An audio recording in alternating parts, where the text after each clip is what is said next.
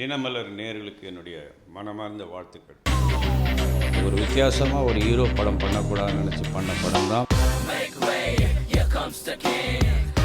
அவருக்கு குருநாதர் பக்தி எவ்வளோ, எந்த தூரம்.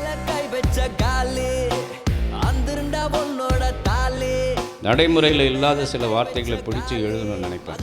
அரசியலுங்கிறது ஒரு சாக்கடை, ஒரு திறமையான, அழகான, இளமையான ஒரு நடிகர். முதல் படம் நடித்தது அலைகள் ஓய்வதில்லை. அதில் எப்படி ஒரு பாரதிராஜா கூட வேலை செஞ்ச ஃபீலிங் இருந்ததோ அதே மாதிரி ஃபீலிங் தான் இப்போ ஜீவா சங்கரோட ஒர்க் பண்ணும்போது எனக்கு இருந்தது. அந்த காலகட்டத்திலையும் இந்த காலகட்டத்திலும் சினிமாங்கிறது ஒன்று தான்.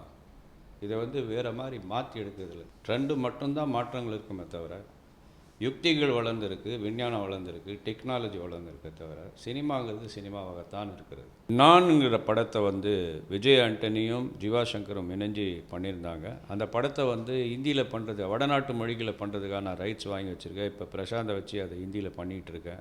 எனக்கு ஜீவா சங்கர் சார் ஒரு அருமையான கேரக்டர் நீங்கள் தான் பண்ணணும், நான் கதை சொல்கிறேன்னாரு.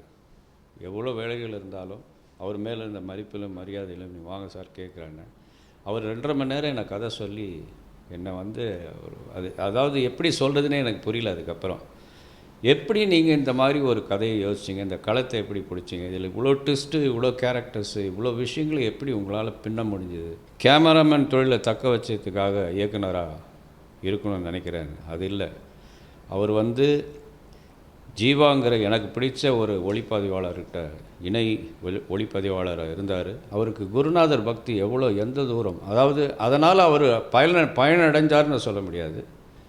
அவருடைய பேரை தன்னோட இணைச்சிக்கிட்டு ஜீவா சங்கர்னு பேர் வச்சுக்கிட்டார். அது குருநாதருடைய பக்தி எப்படி காட்டுறதுங்கிறதுக்கு அது ஒரு வழி, அது ஒரு தலை சிறந்த ஒரு இது. அதே மாதிரி கதை சொன்னது மட்டும் இல்லாமல் அவர் காலையில் 6 மணிக்கு வந்தார்னா ராத்திரி எவ்வளோ நேரம் ஆனாலும் கடினமான ஒரு உழைப்பாளி, பல திறமைகள் கொண்ட ஒரு இளைஞர். அவரே லைட்டிங், அவரே கேமரா, அவரே டைரக்ஷன், அவரே டயலாக்ஸ். அவருடைய டயலாக்ஸ் குறிப்பாக சொல்லணும்னா நீங்கள் இப்போ அந்த ட்ரெய்லர்லாம் பார்த்துருப்பீங்க. அவர் எழுதின ஒரு டயலாக்ஸுமே படத்துக்கு ஒரு சீன்லையும் வித்தியாசமாக இருக்குது. எனக்கு தமிழ் மேலே அவ்வளோ வெறி, அவ்வளோ பட்டுதல்.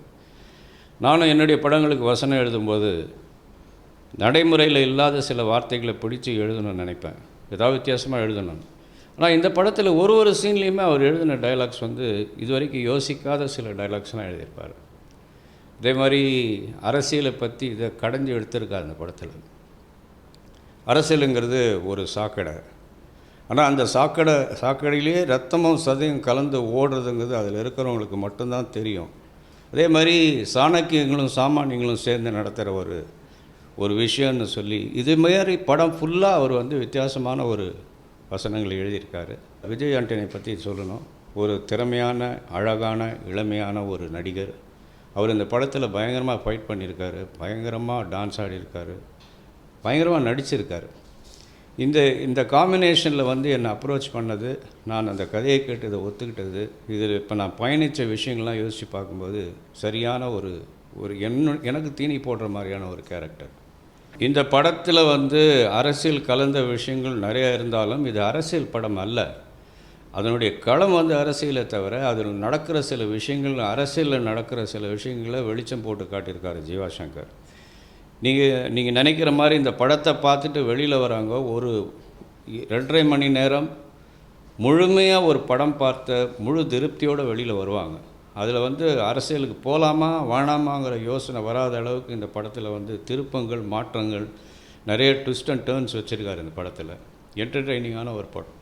இந்த படத்தை முழுக்க ஒரு ஷாட்டும் ஒரு டயலாகுமே ஜீவா சங்கருக்கு சொந்தமான ஒரு விஷயம் மட்டும்தான்.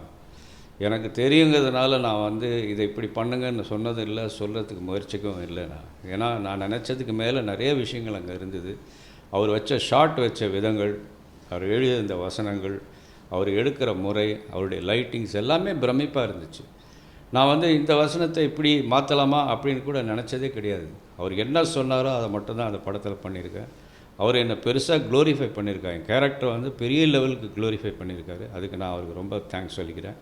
இந்த படத்தில் நான் நடித்ததே எனக்கு சமீப காலத்தில் எனக்கு கிடைச்ச மிகப்பெரிய கிஃப்ட்டுன்னு தான் நான் நினைக்கிறேன். நான் சினிமாவுக்கு வரத்துக்கு முன்னே பெரிய எக்ஸ்போர்ட்டராக இருந்தேன், நிறைய பிஸ்னஸ் பண்ணிகிட்டு இருந்தேன். சினிமாவுக்கு வந்த பிற்பாடு என்னை வந்து எனக்கு கெட்ட பழக்கங்கள் எதுவுமே இல்லை. நான் பாக்ஸராக இருந்ததுனால சிகரெட்டு, தண்ணி அதை கெட்ட பழக்கம்னு சொல்ல மாட்டேன். இத்தியாதிகள்லாம் எல்லாமே நான் தனிமைப்படுத்திக்கிட்டேன். சினிமாவை வந்து ஷூட்டிங் முடிஞ்ச உடனே வீட்டுக்கு போயிடுவோம் 6 மணிக்கு. அதுக்கு மேலே வேறு யாரோடைய தொடர்புகள் இருக்காது. ஒரு படம் நடக்கும்போது அதில் இருக்கிற டெக்னீஷியன்ஸோட அந்த பழக்கம் மட்டும்தான் இருக்கும். அந்த படம் முடிஞ்சோன்னே அவங்களுக்கு ஃபோன் பண்ணி என்னென்ன எப்படி இருக்கீங்கன்னு கேட்டது கிடையாது. அது மாதிரி என்னை தனிமைப்படுத்திக்கிட்டதுனால என்னை பற்றி எங்கூட பழகாதவங்க கூட ஐயோ அவர் அப்படியா, அதுக்கு காரணம் வந்து என்னுடைய கொடூரமான முகத்தோற்றம்னு கூட சொல்லலாம். அதுக்கு நான் வந்து முதல் படம் பண்ணும்போதே அந்த கேரக்டருக்கு ஒரு கொடூரமான தோற்றம் வேணுங்கிறதுனால அதை மாற்றிக்கிட்டது. அது தொடர்ந்து வந்த கேரக்டர்ஸும் அந்த மாதிரி இருந்ததுனால அப்படி ஒரு ஃபீலிங். ஆனால் என்கிட்ட வந்து பேசிட்டு போனாங்கன்னா அடுத்த நிமிஷமே போய் என்னப்பா இப்படி நினச்சோம் அப்படி இருக்குது அப்படின்னு சொல்லக்கூடிய ஒரு சூழ்நிலை தான். அதாவது அலைகள் ஓதலைக்கு அப்புறம் நான் சின்ன சின்ன கேரக்டர்ஸ் நிறையா பண்ணேன். நான் என்னை எல்லாருமே வந்து துண்டு கேரக்டர்ஸாக நடிக்க வச்சு கூப்பிடுவாங்க. அந்த மாதிரி நிறைய படங்கள் பண்ணேன் நான். அப்போ நானே ஒரு நாள் உட்காந்து யோசனை பண்ணேன், நம்ம ஏன் வந்து ஒரு வித்தியாசமாக ஒரு ஹீரோ படம் பண்ணக்கூடாதுன்னு நினச்சி பண்ண படம் தான் மலையூர் மம்பட்டியான். நான் நினச்ச மாதிரி அதில் நான் நிறைய வசனங்கள் பேசியிருக்க மாட்டேன். ரொம்ப ஒரு க்ரூடான ஒரு கேரக்டர் அது. அது வந்து அந்த காலகட்டத்தில் மக்களுக்கு வந்து வித்தியாசமான பேக்ரவுண்டில் இருந்தது. நல்ல நடிகர்கள் கூட இருந்தாங்க. அதை வந்து ஒரு அழகாக கொண்டு போய் மக்கள்கிட்ட சேர்த்ததுனால தான் அந்த படம் மிகப்பெரிய வெற்றி அடைஞ்சது. இன்றைக்கும் அது மம்பட்டியான்றது வந்து ஒரு ரியல் கேரக்டர். அவன் வாழ்க்கையில் அவன் பட்ட விஷயங்கள்லாம் வந்து அந்த படம் வந்து இன்னொருத்தருக்கு அது வந்து முன்னோடியாக இருந்த ஒரு படம். அதை பேஸ் பண்ணி அதுக்கப்புறம் நிறையா மம்பட்டியானுங்கள்லாம் வந்தாங்க. நான் பேர் சொல்ல விரும்பலை. அதனால் அந்த படம் மிகப்பெரிய ஒரு இடத்தை பிடிச்சது. நான் நடிக்க வரத்துக்கு முன்னாடியே சினிமாவில் வந்து பாலிடர்னு ஒரு ரெக்கார்ட் கம்பெனியில் நான் ரீஜனல் மேனேஜராக இருந்தேன். அப்போ வந்து இளையராஜா வந்து ஜிகே வெங்கடேஷ், வி குமார்கிட்டெல்லாம் கிட்டார் வாசிச்சுட்டு இருந்த நேரம் நான் கம்போசிங்கெல்லாம் போகும்போது அவரோட அறிமுகம் கிடைச்சிது. இளையராஜா அதுக்கப்புறம் என்னுடைய நிறைய படங்களுக்கு இசையமைச்சார். முதல் படத்துலேருந்தே அவருடைய அதாவது மலையூர் மம்பட்டியான்லேயே காட்டு வழி போகிற பொண்ணை வந்து இன்றைக்கும் எல்லார் மனசில் நிற்கிற ஒரு பாட்டு. அதே மாதிரி கொம்பேரி மூக்கில் ரோஜா ஒன்று முத்தம் கேட்கும் நேரம்னு ஒரு பாட்டு எனக்கு ரொம்ப பிடிச்ச பாட்டு அது. அப்புறம் அடியே மனம் நெல்லுன்னா நிற்காதடி, நீங்கள் கிட்டவில் ஒரு வித்தியாசமான கேரக்டர் பண்ணியிருப்பேன். அதில் வந்து டான்ஸ் எல்லாம் அதாவது எனக்கு நல்ல டான்ஸ் ஆட தெரிஞ்சால் கூட என்னுடைய கேரக்டர்ஸ் வந்து என்னை டான்ஸ் ஆட வைக்காது.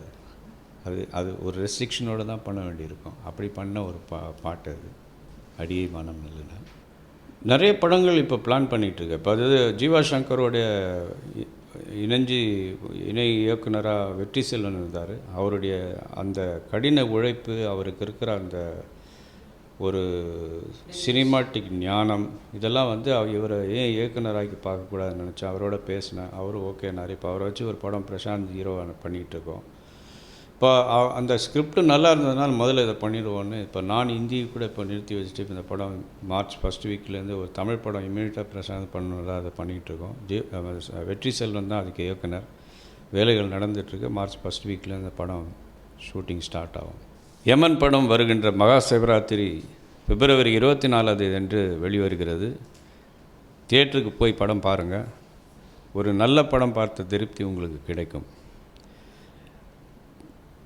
தினமலர் வாசலுக்கு என்னுடைய நன்றி கலந்த வணக்கங்கள்.